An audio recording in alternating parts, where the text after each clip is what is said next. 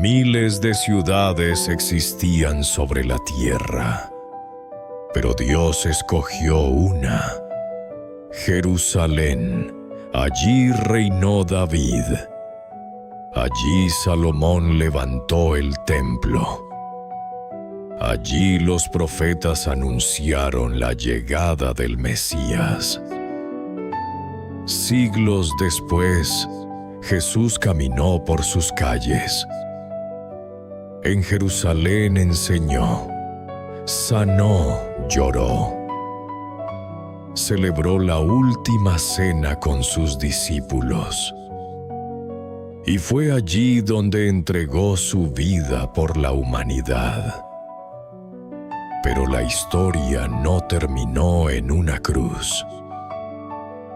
3 días después, la tumba quedó vacía y desde Jerusalén, el mensaje del Evangelio comenzó a extenderse por todo el mundo.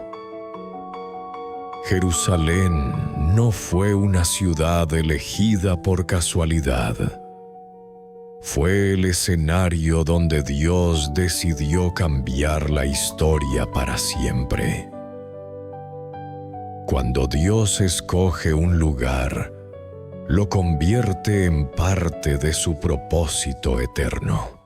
Cuando nacía un rey, todos esperaban que llegara a un gran palacio en la ciudad más importante, rodeado de riqueza, pero Dios hizo exactamente lo contrario. Escogió un pequeño pueblo llamado Belén, un lugar tan pequeño que muchos apenas lo conocían. Sin embargo, siglos antes, el profeta Miqueas ya lo había anunciado. El Salvador nacería allí. No fue una casualidad. Dios quería mostrar que su poder no depende del tamaño de una ciudad, ni de la grandeza de un reino. El rey que cambiaría el mundo llegó con humildad, porque Dios no mira lo que impresiona a los hombres. Él cumple sus promesas exactamente como las ha dicho. Y aquel pequeño pueblo terminó siendo recordado por toda la humanidad. Dios suele escoger lo que el mundo considera pequeño para cumplir los propósitos más grandes. Una simple pregunta hizo que muchos rechazaran al hombre que cambiaría la historia. ¿Puede salir algo bueno de Nazaret? Eso fue lo que dijeron cuando escucharon el nombre de Jesús. Nazaret era un pueblo pequeño, sin prestigio, sin importancia, lejos del poder religioso. Nadie esperaba encontrar allí al Mesías prometido. Cuando Felipe anunció que había encontrado a Jesús, Natanael respondió con desprecio: «De Nazaret puede salir algo bueno». Pero mientras muchos miraban el lugar, Dios ya estaba mirando el corazón de su Hijo. Y precisamente desde aquel pueblo ignorado, comenzó la misión que cambiaría al mundo. El Salvador no creció en un palacio. No fue educado entre reyes. Pasó la mayor parte de su vida en un lugar que casi nadie respetaba.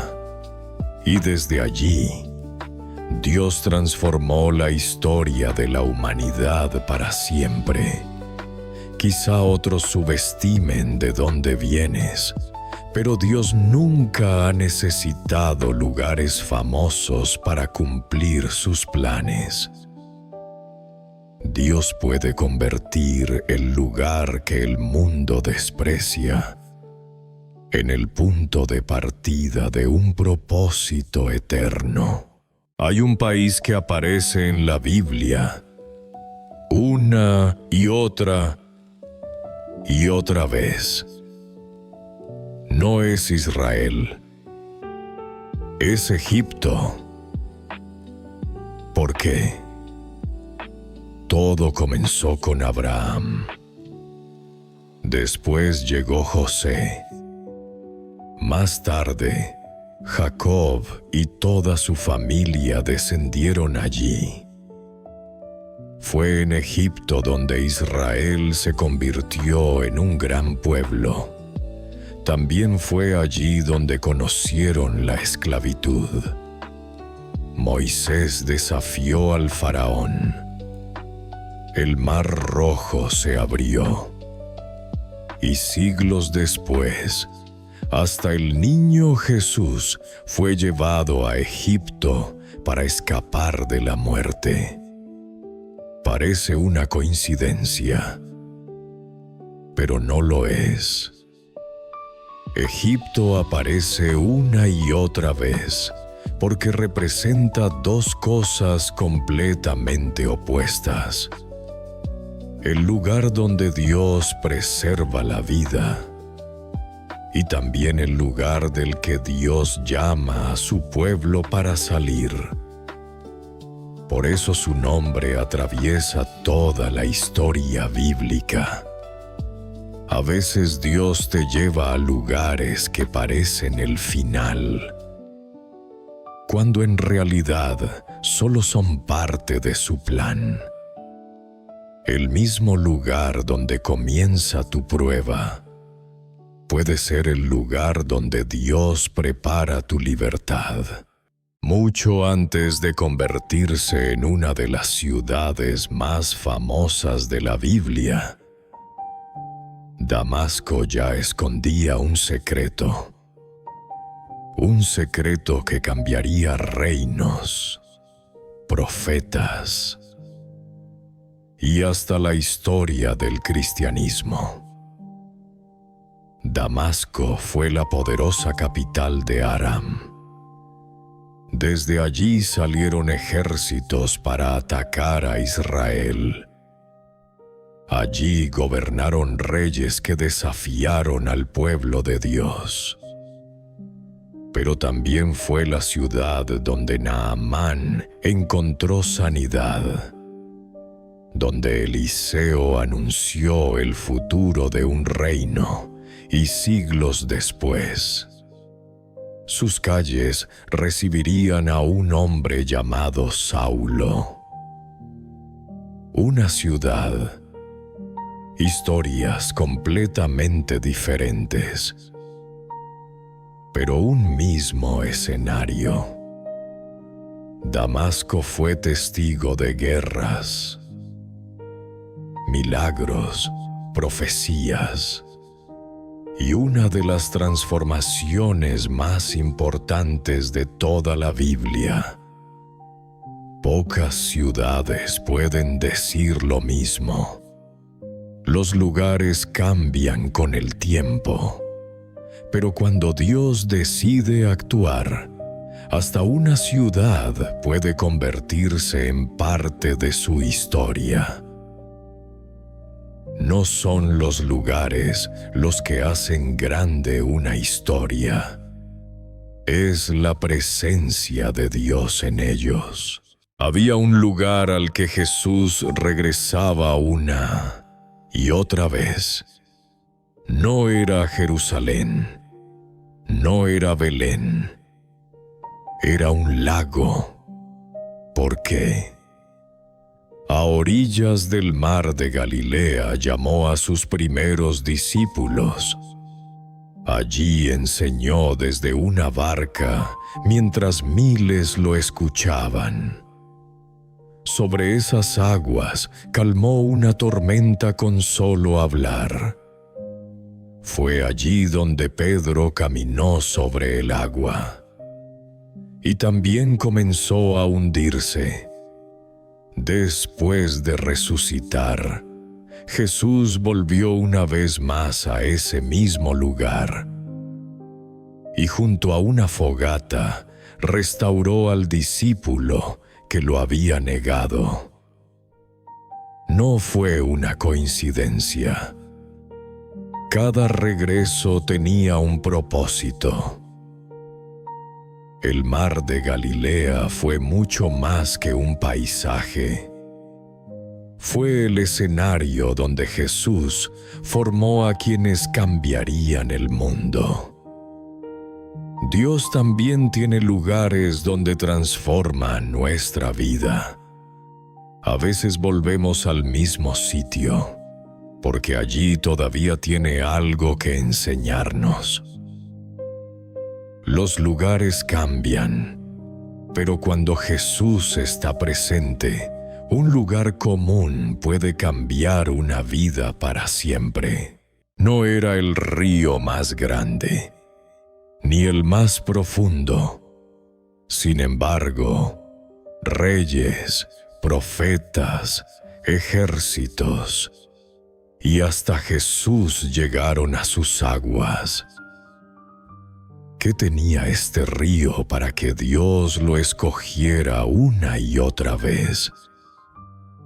Fue el río Jordán.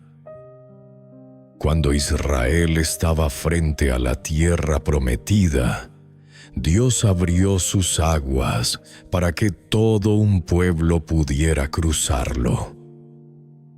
Años después, el profeta Elías golpeó el río con su manto. Y el Jordán volvió a abrirse. Eliseo hizo lo mismo. Naamán descendió a sus aguas buscando un milagro y salió completamente sano. Pero el momento más importante ocurrió siglos después. Fue allí donde Juan bautizó a Jesús. Y cuando él salió del agua, los cielos se abrieron. El Espíritu Santo descendió como una paloma, y una voz dijo: «Este es mi Hijo amado, en quien tengo complacencia». Desde entonces el Jordán dejó de ser solo un río. Se convirtió en un símbolo de un nuevo comienzo. Cada vez que Dios utilizó el Jordán, alguien estaba a punto de comenzar una nueva etapa en su vida. Quizás hoy también estás frente a un Jordán, un paso que da miedo, una decisión importante, un cambio que parece imposible. Pero muchas veces, las mayores bendiciones de Dios comienzan justo después de dar ese primer paso de fe. No era el agua del Jordán la que cambiaba a las personas. Era la obediencia de quienes se atrevían a entrar en ella. Había una montaña que nadie podía tocar, no porque fuera peligrosa, sino porque Dios había descendido sobre ella. ¿Qué ocurrió en este lugar para que todo un pueblo temblara de miedo? Después de salir de Egipto, los israelitas llegaron al monte Sinaí. Entonces ocurrió algo que nunca antes había visto una nación. La montaña comenzó a cubrirse de humo. El suelo tembló. Los truenos resonaban entre las rocas. El sonido de una trompeta se hacía cada vez más fuerte. Y una espesa nube descendió sobre la cima. Era la presencia de Dios. Moisés subió solo hasta la montaña. Mientras el pueblo permanecía abajo, sin atreverse a acercarse. Fue allí donde Dios entregó los 10 mandamientos. No eran solo leyes. Eran el pacto que marcaría la historia de Israel para siempre. Lo más impresionante es que Dios no habló únicamente con Moisés. Toda la nación vio el fuego, escuchó los truenos y comprendió que estaba delante del Dios vivo. A veces buscamos a Dios solo en los momentos tranquilos, pero muchas veces Él también habla en medio de las montañas que hacen temblar nuestra vida. Porque antes de transformar nuestro camino, primero transforma nuestro corazón. El Sinaí no fue solo la montaña donde Dios entregó una ley. Fue el lugar donde un pueblo descubrió quién era realmente su Dios.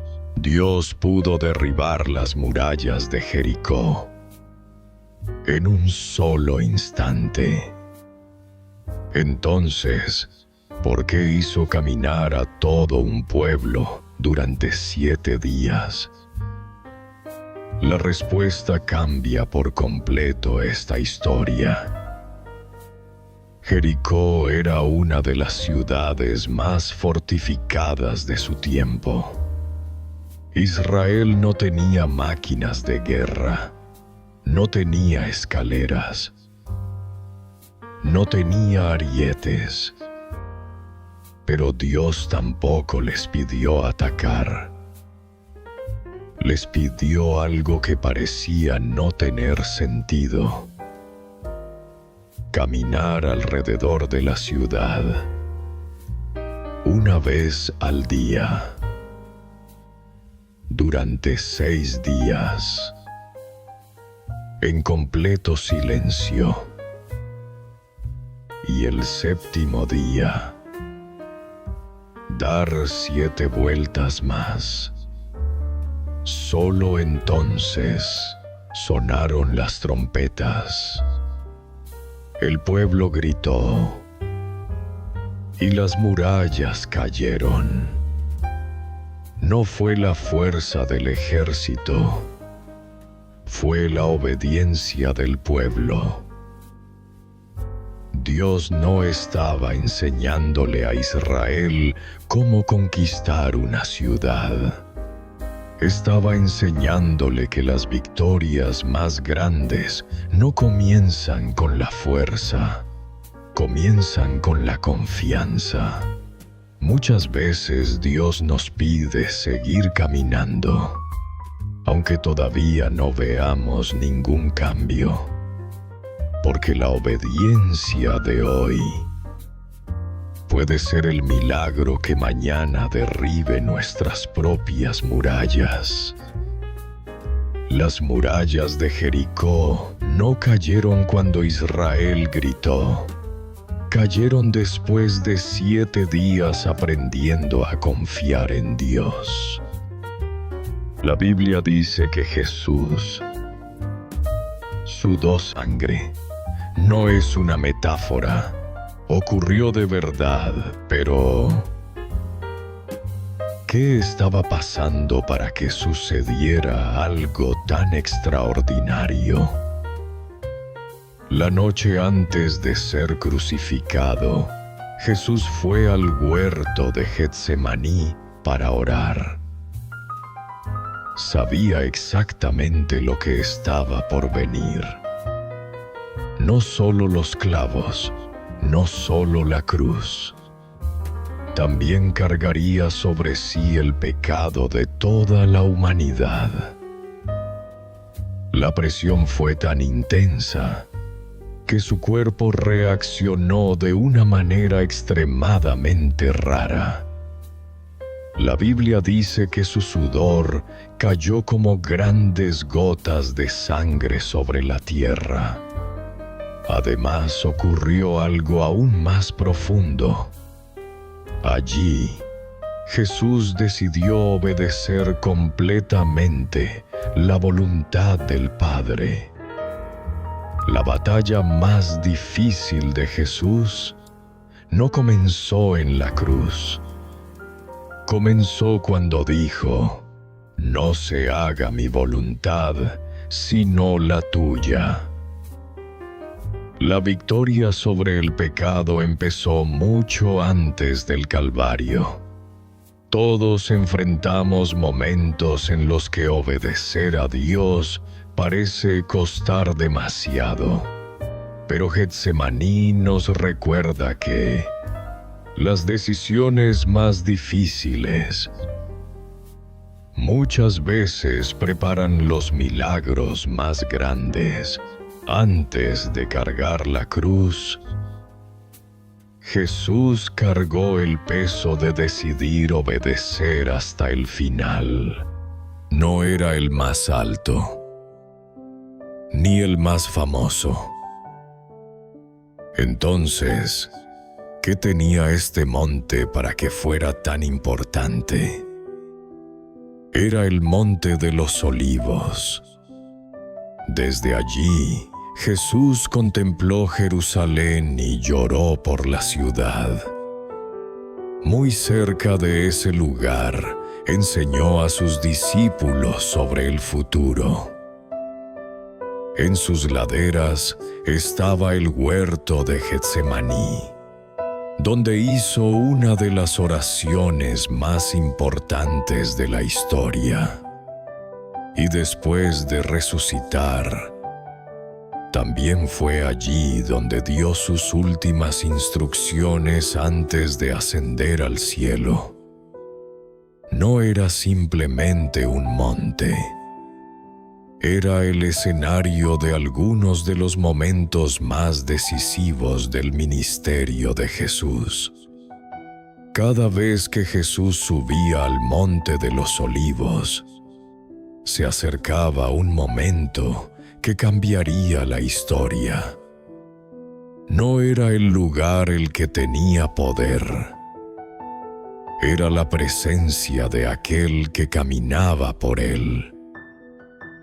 Dios puede tomar un lugar común y convertirlo en el escenario de algo extraordinario. Lo importante nunca ha sido el lugar, sino estar donde Dios quiere que estemos. El Monte de los Olivos no fue especial por sus árboles. Fue especial porque allí caminaron los pasos de Jesús. Hay una pregunta que casi nadie se hace sobre el Monte Carmelo. ¿Por qué Elías levantó un altar con exactamente 12 piedras? El Monte Carmelo no fue escogido por casualidad. Era un lugar donde durante años se había desafiado al Dios de Israel y donde muchos seguían a Baal. Fue precisamente allí, en ese mismo monte, donde Elías decidió reconstruir un altar que había sido destruido.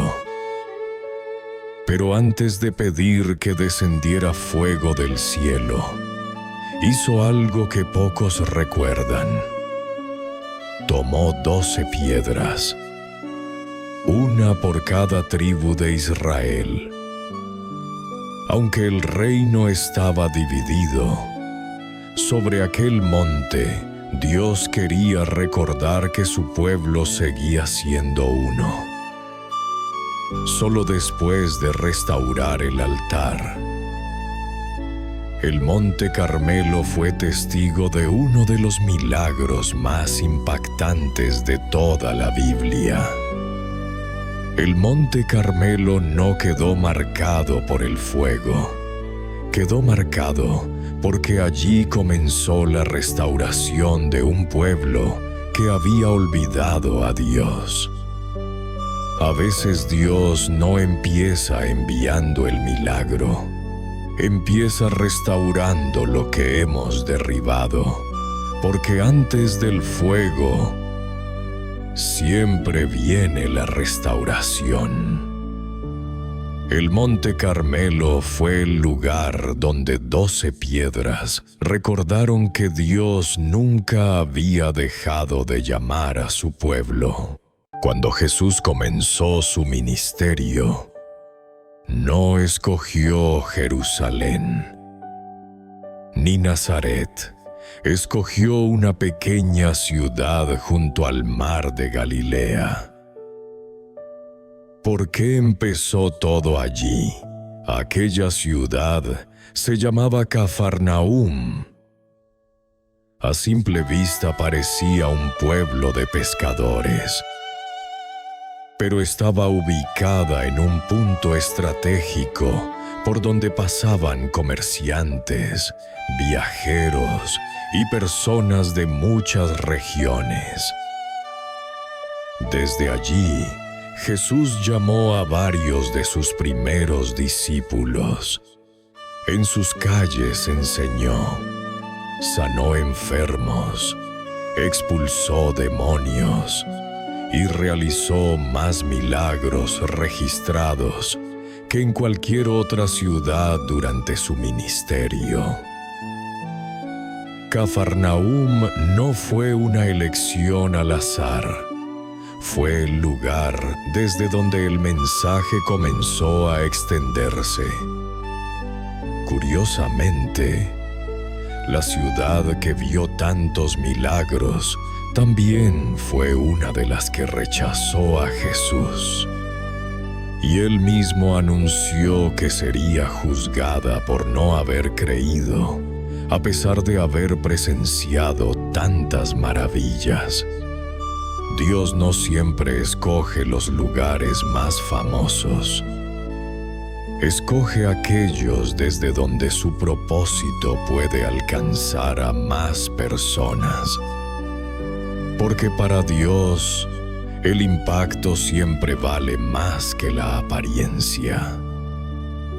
Cafarnaúm no fue el lugar donde Jesús comenzó por casualidad. Fue el lugar desde donde Dios decidió cambiar el mundo. Hubo un tiempo en que toda la humanidad hablaba un solo idioma. No existían traductores, ni diferentes lenguas. Entonces, ¿dónde nacieron todos los idiomas que conocemos hoy? La respuesta está en un lugar llamado Babel. Después del diluvio, las personas decidieron permanecer unidas y construir una enorme ciudad con una torre que simbolizara su grandeza. No buscaban acercarse a Dios. Buscaban hacerse famosos y depender únicamente de ellos mismos. Entonces Dios hizo algo inesperado. Confundió su lenguaje. De un momento a otro, las personas dejaron de entenderse. Y al no poder comunicarse, comenzaron a dispersarse por toda la tierra. Babel se convirtió en el lugar donde comenzaron a surgir los diferentes idiomas y las naciones. La torre nunca fue el verdadero problema. El verdadero problema era el orgullo del corazón humano. Los idiomas fueron la consecuencia. Cuando el orgullo ocupa el lugar de Dios, hasta lo que parecía más fuerte termina dividiéndose. La verdadera unidad nunca nace de una torre. Nace de un corazón que reconoce a Dios. Babel no solo cambió la forma en que las personas hablaban, cambió para siempre la historia de la humanidad. Hubo un lugar donde no existían la muerte, ni el dolor, ni el sufrimiento. Entonces, ¿dónde terminó el paraíso? La respuesta está en un lugar llamado el Jardín del Edén. Fue allí donde Dios colocó al primer hombre y a la primera mujer. Todo era perfecto, hasta que decidieron desobedecer a Dios. Pero lo más sorprendente ocurrió después. Dios los expulsó del jardín y colocó querubines junto con una espada encendida que giraba en todas direcciones para guardar el camino hacia el árbol de la vida. Desde aquel momento, el Edén dejó de ser el hogar de la humanidad y se convirtió en un lugar al que nadie podía regresar. El paraíso no fue destruido. Lo que se perdió fue el acceso a él.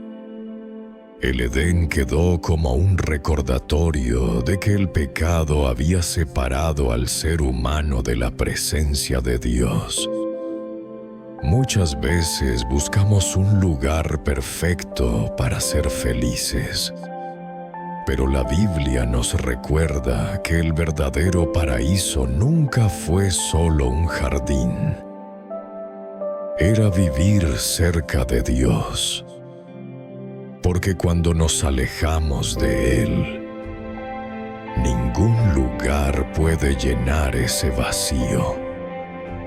El Edén no fue el lugar donde Dios abandonó al hombre. Fue el lugar donde comenzó la promesa de traerlo de regreso. Israel ya podía ver la tierra prometida. Estaba a solo unos pasos de entrar. Entonces, ¿por qué nunca entraron? La respuesta está en un lugar llamado Cades Barnea. Fue allí donde Moisés envió a 12 hombres para explorar la tierra que Dios había prometido. 40 días después regresaron. Todos habían visto la misma tierra, pero no todos trajeron el mismo mensaje. 10 espías hablaron del tamaño de las murallas, de los gigantes y del peligro. Solo Josué y Caleb recordaron una cosa. Dios había prometido entregarles aquella tierra.